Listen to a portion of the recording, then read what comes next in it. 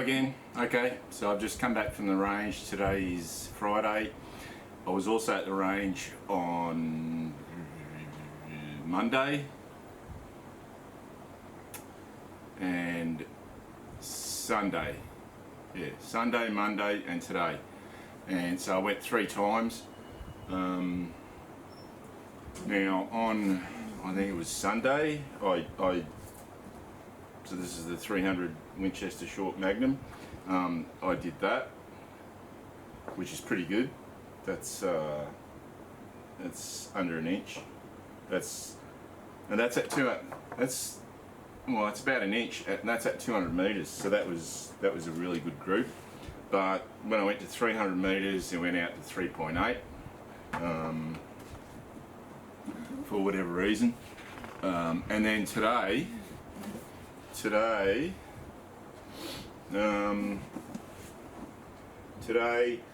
at 100 meters I went 0.93, 0.98, and that group I was actually aiming at that corner of the square.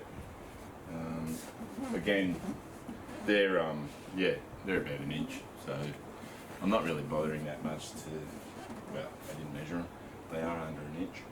And then there was this one here, because I've got 2 lots of brass. I've got the Winchester brass and I've got the Hornady brass, and I wanted to see, considering that I'm processing all the brass together, I just wanted to see, so it gets annealed, it gets processed, I just wanted to see, actually this time I didn't anneal the brass and I made up, well, altogether 99, so 39 and 60. Yeah, so I had 99 rounds. I made up everything. So I did 2 shots with the Winchester, 2 shots with the Hornady, and I got that group. If I hadn't have shot that one, it would have been like, yeah, half an inch. But I shot that one as well, so 1.3. Considering that it's, you think, look, it's the same brass, you're processing it the same way, together, it shouldn't, the point of impact should not change. But, yeah, with the vagaries of ballistics and metallurgy and whatnot and powder capacity in the case, and you never know. So I want to test it out, and it doesn't, I'm really not able to spot any serious difference now. So it's stinking hot. We've been in heat wave conditions for probably a month, at least a month or 2. And it's stinking hot, and I'm having an emu export.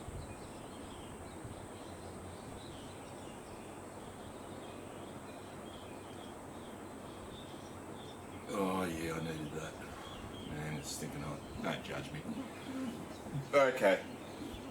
So 200 meters today. What I found, normally I would print out these things, okay, and use them. But what I found is that when you're looking at a target at distance, it's much easier to see where the rounds are going, where the holes are in these targets. So now I sort of understand why Sporting Shooters Association of Australia have gone with this colour scheme, because in the beginning I was looking at it going, that looks shit. But yeah, it works. So I went out 200 meters, so this is with Winchester as well, because I only had so many of the Hornady rounds, brass rounds, so I had 60 Winchester, so I was using Winchester. Once I went out to 200 and 300, I was using Winchester. So 200 meters, 1.9, 3-shot group. Yeah, you can't argue with that. Now it is off to the side because there was the wind was coming and going, but it was typically at a regular pace. But in any case, if that was a deer, a big sandbar or something or whatever, yeah, lights out. And then went out 300 metres.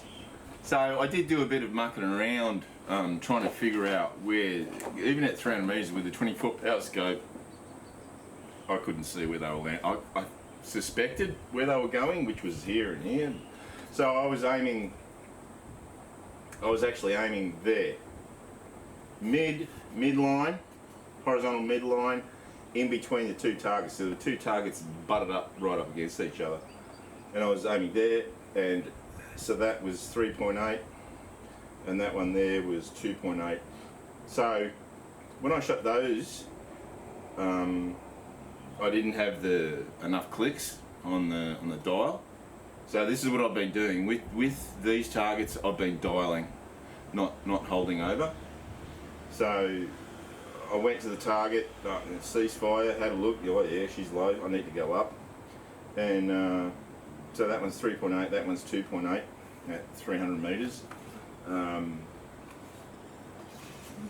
So I've worked out that each 1.4. So keep getting to pull this up. I can go past 0. I don't want to go past 0. So they're at 0. 100 metres is 0.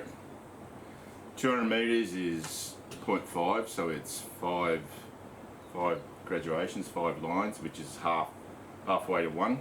And then 300 metres, 1.4. So got that figured out. Sweet. I'll have a little cheat sheet there. And what I might do next is figure out what the holdover is. So use the reticle. Don't use dialing. Just use the reticle. It doesn't hurt, you know, to be able to do both. Definitely an advantage if you can do both, depending on the circumstances.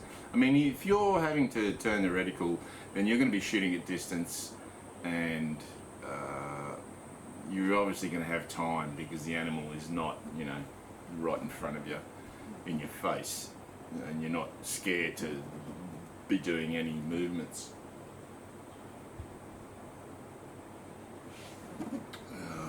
Yes? Yeah, baby. Yeah. Alright, so actually I'll get that over here, but this is going to be a lot of yeses with the scope. So really what this video is about so for all the safety psychos, there's nothing in the magazine, there's nothing in the chamber, there's a chamber flag in there, alright, so relax. Rifle works fantastic, love it, my favourite rifle of all time. Nah, not of all time. My favourite rifle, it really, really is something else. So, having gone from like bagging Tikas, and I was a, what would you call it, a perennial Tika basher, to now I own 2 Tikas, and but this one is something else. Yeah, it's special. It's I love it. But I don't like the trigger. I still don't like the trigger. Yeah, I still don't like the trigger, even though this has got the light and spring in it. I still don't like it. I am eventually going to buy a jarred trigger for it. Yeah, it just, yeah, I just don't like it. I can't explain it. I just don't like it. I just, you know, I love this rifle. This rifle I absolutely adore. I love it. After having put the limb saver on there, which you really, really need to do. As soon as you get a Tika, take that ridiculous excuse for a recoil pad off, throw it away, and get yourself a limb saver. The bottom metal being plastic, it doesn't bother me. It adds to less weight, or decreases weight. Now this scope, so yeah, I've got the VX Freedom mounted on my CZ22, but this scope is yeah, it's pretty chunky. It's got a fair bit of weight to it, and it does make the rifle feel top heavy. I have to admit that it does, absolutely, and it does look big. I mean, to me, it looks big. You know, it doesn't look right. But anyway, that's my opinion. So, how many rounds have I put through the scope? Hang on, I'll just do a bit of a count. I'll be back in a second.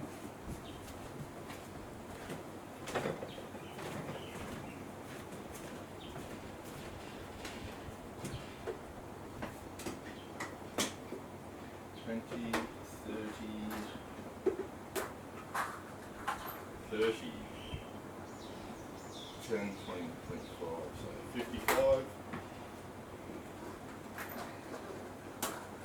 55, 65, 70, 73.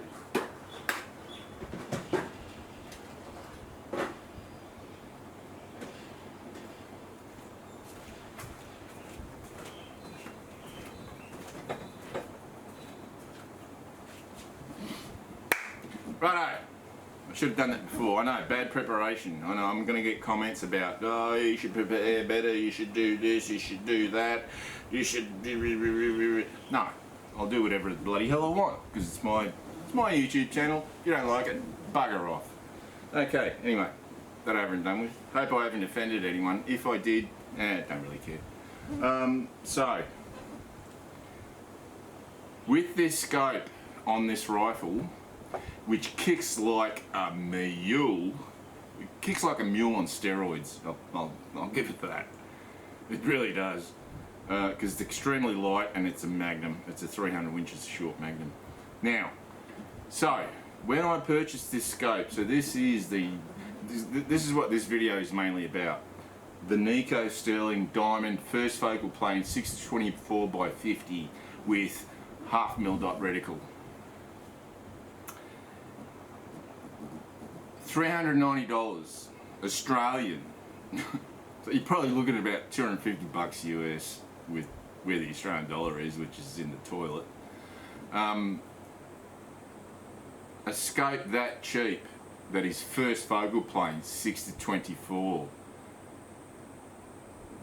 Logic would dictate that it would be a piece of shit that would just get destroyed by a light Magnum rifle like this, with the amount of recoil that it's got. And it's got a lot of I have to death grip it, because if I just manipulated the rear bag and didn't death grip the front, the thing would be up here. No, I'm not joking. Even with this muzzle brake, this radial muzzle brake. By the way, I had a guy next to me today who had a muzzle brake that it looked like it came off, and I don't know what round he was shooting. It was big. I think it might have been like 338 Lapua or something like that, Magnum. He had this massive muzzle brake on there, and so he was right next. I had to move to the next table. It was empty, so I moved to the next table, because he was quite literally like blowing anything that I had that wasn't like way down. He was blowing over me. It was just, yeah, it's pretty ridiculous. I don't like having rifles with muzzle brakes, because then you have to there's a muzzle brake section, and then you have to deal with all the other tactitards with massive muzzle brakes. They're tactical rifles with their massive muzzle brakes that just blow your head off. Alright, so now I've offended all the tactitards. Yeah, don't care. Anyway, the focus is on this Nikko Stirling Diamond first focal plane 6-24 by 50, 0.5 mm dot reticle, illuminated with the brightest illumination that I've ever seen in my whole life. The illumination goes to 11, which I've seen before. I've shown before. Alright, I'll just show it again. The illumination, there it is there. See that? 11. Yes, baby. Where is it? Where is it? Where is it? Yeah! Yes! 11. So Nikko Stirling don't muck around. Their illumination doesn't go to 10, it goes to 11. And you know what? It really is 11. Man, that is the brightest ever. And the whole reticle is lit up. Beautiful. Now, so the reticle is etched. It's not like some of the, what's it called? Yeah, some of the other Chinese manufactured reticles, company that starts with a V. who I won't name, otherwise I'll probably get sued. But so the reticle is etched. It's really fine. It's beautiful. It's super clear. I have to say, this glass is just, yeah. It's on Leopold, yeah. I mean, I've only got Leopold VX Freedom, so I can't, you know, I haven't had a high-end Leopold, but I can tell you right now that this is super, super, super clear. Beautiful. Now, so I have put over 70 rounds through this, about 73 rounds through this. My fear when I bought this was, here's a $390 first focal plane scope, 6-24, and how in God's name can this thing withstand the punishment? I should call this rifle the Punisher, because it is a Punisher. Can this El Cheapo Nikko Stirling scope deal with the Punisher, take the punishment? Well, guess what? He doesn't skip the beat. This scope, because that was my fear. That really was my fear. I didn't have a fear about anything else except the recoil from this thing destroying this $390 Australian scope. First focal plane, 60-24. And it didn't. It hasn't. It hasn't at all. I love it. I love this scope. I love this rifle and I love this scope. And for whatever reason, I'm really not sure why, but Nikko Stirling, the name Nikko Stirling seems to have a really, really, I wouldn't say, well, it doesn't have a bad reputation, because I don't hear people complaining about their Nikko Stirling falling to pieces. Okay? It doesn't have a bad reputation, but it's sort of like a second-class citizen in the scope world, and I'm really not sure why that is. Maybe because their pricing is so cheap. You know, I mean, typically, so when you're looking through la-di-da-di-da-di-da, 6-24 first focal plane scopes, and you look at all the prices, and you'll be looking at, you know, 3,000, 2,500, 2,000, 1,500, you know, 1,000, and there's Nikko Stirling, 390, like at the bottom, 390 bucks, and you go, well, that's going to be an absolute piece of rubbish. So I think that is the mentality that is causing this sort of, I don't know, this illogical opinion of Nikko Stirling scopes. I remember there was one guy who worked in construction in the United States, and he said that he was sort of missing out on contracts. He was missing out on all these contracts, and he was like, and he actually asked these people later on, he said, why didn't you go with me? Why did you knock back my contract? And they said, we didn't think your work would be good enough because you were charging so much less than the others. When in actual fact his work was excellent, but he just priced his work. He priced his quotes fairly, and because of that, he was discriminated against. So, as a result, he had to put all his prices up. Like whenever he quoted, he said he would typically double them, and lo and behold, all of a sudden he started getting more work, which is really weird. It's just human psychology is a bit screwed up, really.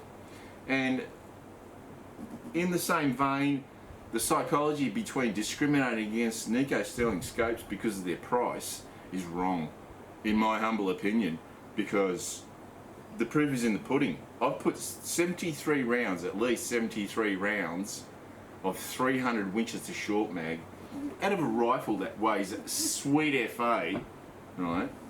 Serious recoil, like I mean serious recoil, and the thing just took it.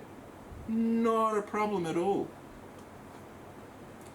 You know what? I had my fingers crossed.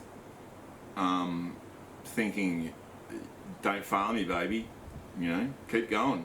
Take it and show them that you're good enough. And guess what? It has. I love this scope.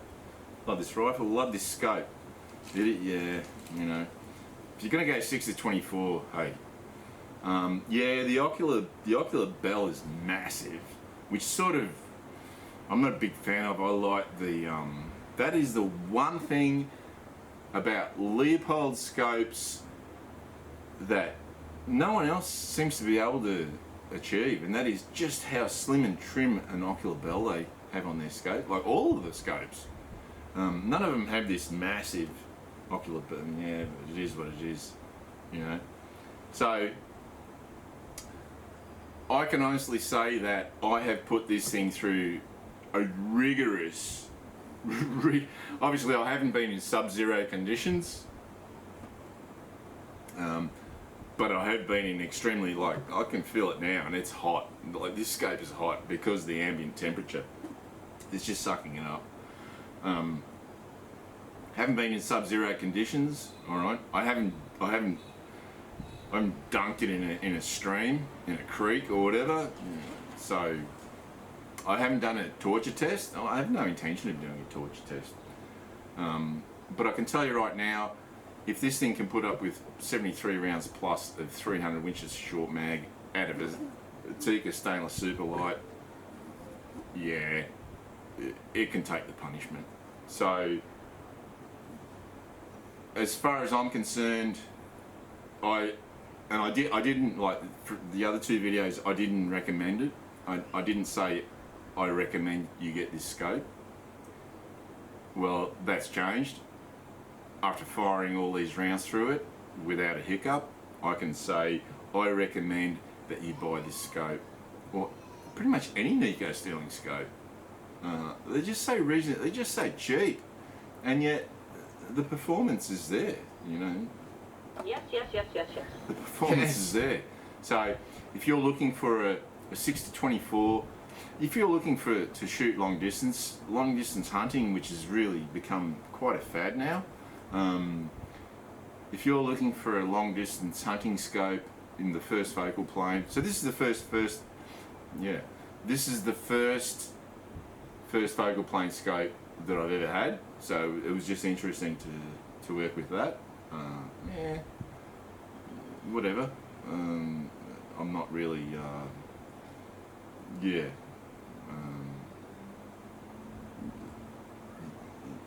overly, you know, joyous about first focal plane or whatever. It is what it is.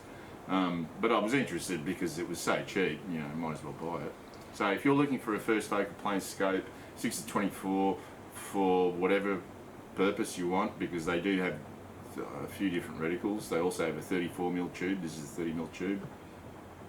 I highly recommend this. $390. How can you go wrong? $390, even if the thing explodes and fails after, you know, after a year. I mean, that's still a year's full of service. I don't foresee any problems with this scope. So, yeah, if you want to buy a good first focal plane cheap scope, buy the Nikko Stirling Diamond. Well, yes. Well, yes. So, until then, see you later.